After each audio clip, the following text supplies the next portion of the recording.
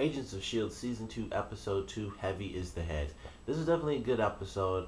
Of course, the big thing in this one was honestly Fitz again. Like, just the stuff they had with him, it was just really, really good. And it was actually a bit hopeful in this episode, so that's kind of what sticks out to me the most about it. It was, the little side story is kind of developing. And then, of course, it's kind of fresh in my head now, especially since I just saw the preview for the next week's episode. So, you know, crap, that it kind of just blows my mind. And I was gonna bring up what Sky said when she mentioned how Simmons left everyone, and I was curious, like I wonder why she left the team and stuff like that. And I still have that question. We know possibly she ended up with Hydra.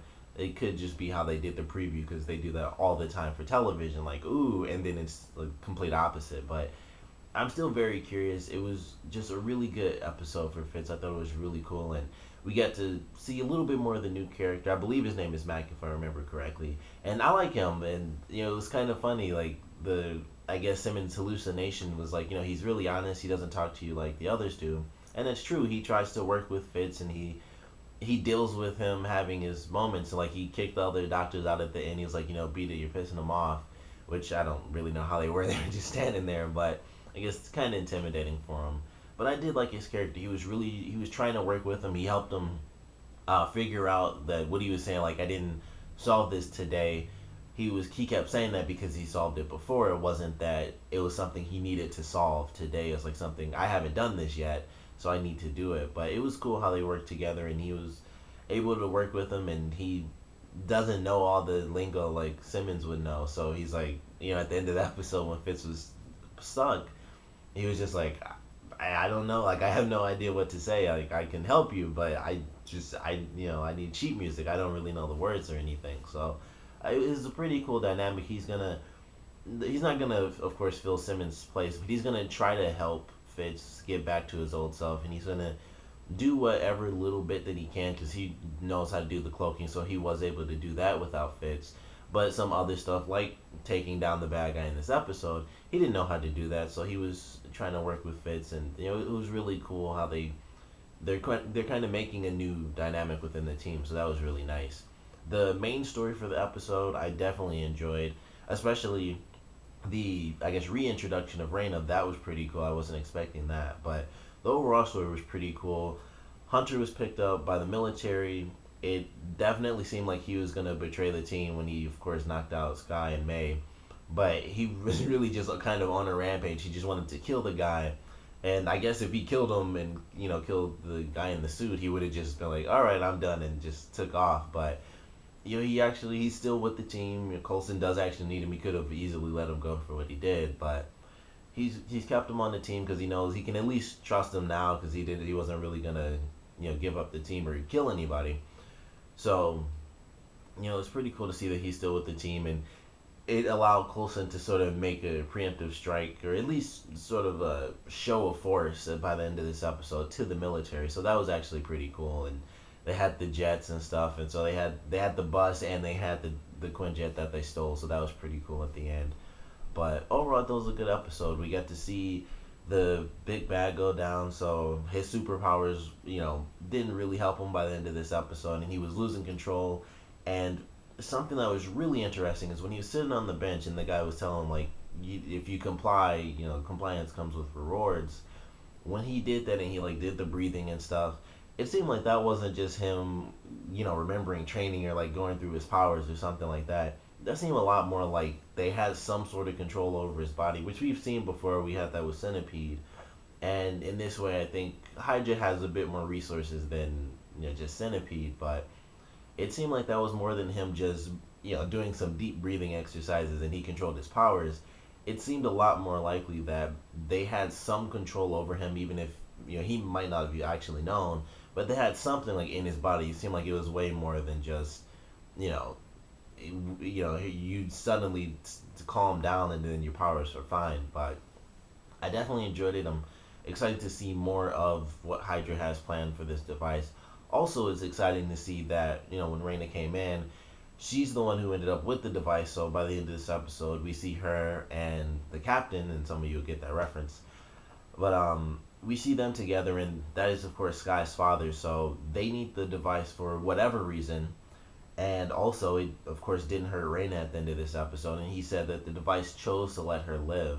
So I'm excited to see what that means. Like, is it a sentient device? Is it just certain people that he can kind of help, where they become immune because of it, or DNA or something? I don't know, but I'm definitely excited to see where things are going. I was really glad to see her in this episode, especially because she's the big connection to Sky's father.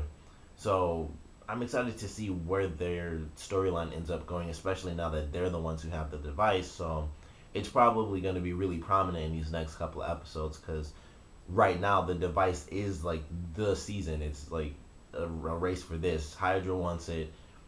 I guess Centipede. I don't really think they're still Centipede, but that's just what I'm gonna have to call them. They have the device, and of course, Shield wants the device back so that they can hide it and also try to figure out exactly what it is and deal with the stuff about the symbols on the device because Sky, of course, talked to Coulson about that. And in the end of this episode, Coulson had one of his episodes, and we see that every time he has one where he goes to the wall and he creates the markings and he puts them into the wall over and over again. May's there to help him. She takes pictures. They catalog it all. It doesn't seem like they've told Sky about it. They don't really, because she's kind of out in the dark and he's not really focused on getting all the answers just yet about what the code actually means. So I don't think they've even told her that he's been doing this repeatedly. I think she might have some stuff that happened, from the season one finale and maybe some stuff in between the two seasons.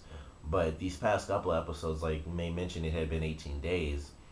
So maybe the past couple of episodes that Coulson had, they didn't really share with Sky, and that's why Sky's worried because she doesn't know about that stuff. So I'll be curious to see how they say, like, hey, Coulson's been doing this for who knows how long, and this is all the extra stuff that we never told you about because we didn't want you freaking out over it. So they're hiding that together, but we're gonna have to wait and see. They're taking all the pictures, they're cataloging everything, and at some point, when they kind of solve the issue, they're probably gonna get the device, and then they'll be able to go back to working on the code.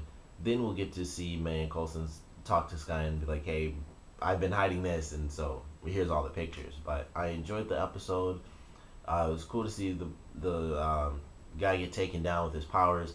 It was cool to see Fitz work with the guy, and that's they worked together, and that's how they took down the enemy. Coulson having his episode was pretty interesting for sure. And of course, like I said, Centipede's come back. We got to see Raina in there. So, the season's definitely looking up. And next week, I don't know what to expect for that episode, but I'm really, really excited because, Simmons may be in Hydra, so I'm very excited for it. But comment below, let me know what you guys thought about this episode, your favorite parts, your least favorite parts. And what do you guys think about the new characters? We unfortunately lost Lucy Lawless for real in this episode. Like, they gave her a burial and stuff. So she's gone as well as the other guy. At least I have to assume. I don't think they're going to pull, like, we didn't actually see her body when she got buried and stuff. So surprised here she is in the middle of the season, which they easily could.